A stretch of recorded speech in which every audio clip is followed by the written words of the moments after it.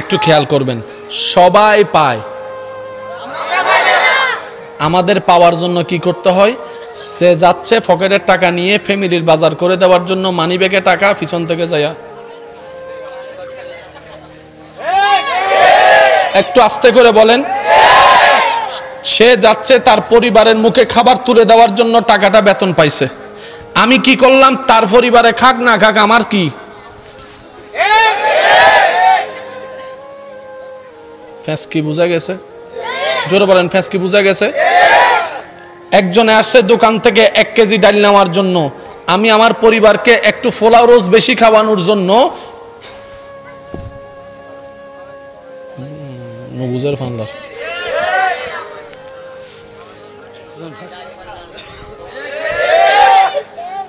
এবার শোনেন প্যাঁচটা কিভাবে করলাম, নিজের পায়ে নিজে কুড়াল কেমনে মারছি দেখেন। এই বান্দা যা করতেছে দেখতেছেন কে? এবার আল্লাহ জিজ্ঞেস করে, বান্দা তুই পকেট মারলি কেন? বান্দা বলে যে আল্লাহ আমার পকেটে টাকা নাই, পরিবারকে কি খাওয়াবো? রব বলে যে টাকা নাই ঠিক আছে, আমি তো আছি। সুবহানাল্লাহ জোরে বলি না? বান্দা তোর পকেটে টাকা নাই কথা সত্য, আমি তো আছি। এবার রব জিজ্ঞেস করতেছে, একটু বুঝেন, বান্দা তোর কি আমার উপর বিশ্বাস নাই? বান্দা বলে যে আল্লাহ আছে তো। আল্লাহ পাক বলে যে আমি দিতে পারি, তোর কি এটা বিশ্বাস নাই? আল্লাহ আছে তো।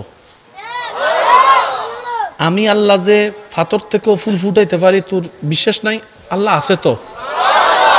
আমি আল্লাহ যে সবাই রে খাবাই, তুই এটা বিশ্বাস করস না? আল্লাহ করি তো। তো তুই আমার জন্য অপেক্ষা করলি না কেন? প্যার সে কহো না ইয়ার সুবহানাল্লাহ। ও বান্দা তুই আমার জন্য অপেক্ষা করলি না কেন? তুই শয়তানের কথা শুনে। এবার রব বলে যে যা, তোরটা তুই দেখ, তোরটা তুই দেখ, আমি আর দেখবো না। বান্দা বানাইছি ঠিক আছে, একটু দয়া করব, আমি দেখার মতো দেখবো না, যা তোরটা তুই কর। এবার বুঝবেন আপনারা, 1000 কোটি টাকা থাকার পরও সেই টাকা দিয়ে গড়া সন্তানরা এক সময় গিয়ে মা বাবাকে হত্যা করে, মা বাবার গায়ে জুতার বাড়ি মারে। কথা বলেন না রে ভাই? মা বাবা চিন্তা করে কল্যাণ সন্তানের জন্য, উল্টা আমাদের উপর কেন এত অত্যাচার? রব বলে যে যেই সম্পদ আমি রবকে নারাজ করে কামানো হবে, এই সম্পদে কল্যাণ হবে না, হবে না, হবে না। ডান হাত তুলে দেখাই বলো ঠিক কিনা?